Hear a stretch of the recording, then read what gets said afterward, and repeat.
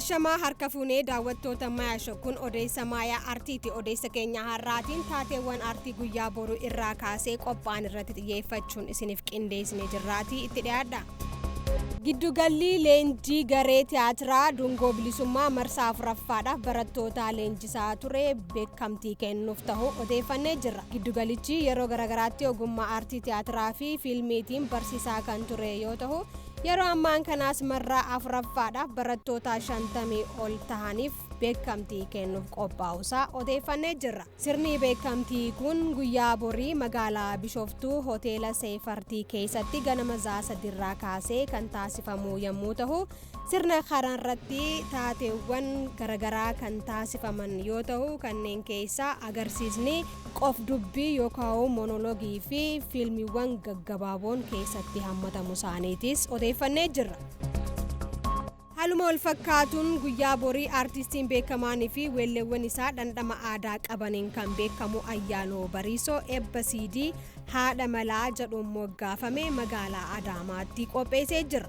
Sagantaa eebba CD fi koonsartii muuziqaa kanarratti weellistoonni bebbeekamoon kan hirmaatan yoo ta'u sagantaan kun sa'aatii 5 irraa eegalee hoteela Dambalviyuu keessattis akka taasifamu odeeffannee jirra.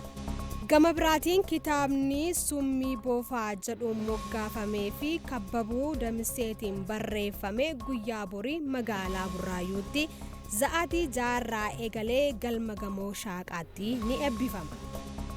Haaluma wal fakkaatuun kitaabni dungoo fayyaa jedhuun moggaafamee fi Abdulqaadir Mahammadiin barraa'es guyyaa borii sa'aa 6 irraa eegalee alam ganaa galma sinimaa miltootti akka eebbifamus odeeffannee jirra. Kitaabni kun boqonnaalee 14 fi fuula 277 qindaa'uun dubbistootaaf dhiyaachuusaas barreessicharraa odeeffannee jirra.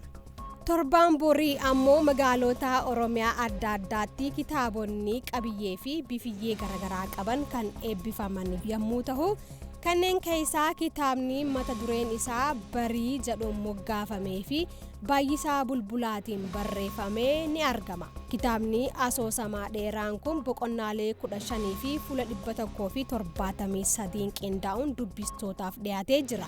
Barreessaan kun kanaan dura kitaabilee 2 ummataaf kan gumaachee yoo ta'u kitaaba walaloo inni barreesseen gurra abbaa koo jedhuun moggaafameenis waldaa barreessitoota Oromiyaa irraa beekamtii fi badhaasa argateera. Kitaabni isaa sadaffaan kun eebla 2016 magaalaa Bishoftuu hoteela Shananitti sa'aatii 6 irraa eegalee akka eebbifamus barreessicharraa odeeffannee jirra. Haaluma wal fakkaatuun kitaabni gungummii eelaa jedhuun moggaafamee fi jenneenus dajaneetiin barreeffame eebla 2016 ni eebbifama. Kitaabni kun damee hogbarruu asoosama dheeraa keessatti kan hammatamu yommuu ta'u boqonnaalee 23 qindaa'uun dubbistootaaf dhiyaatee jira.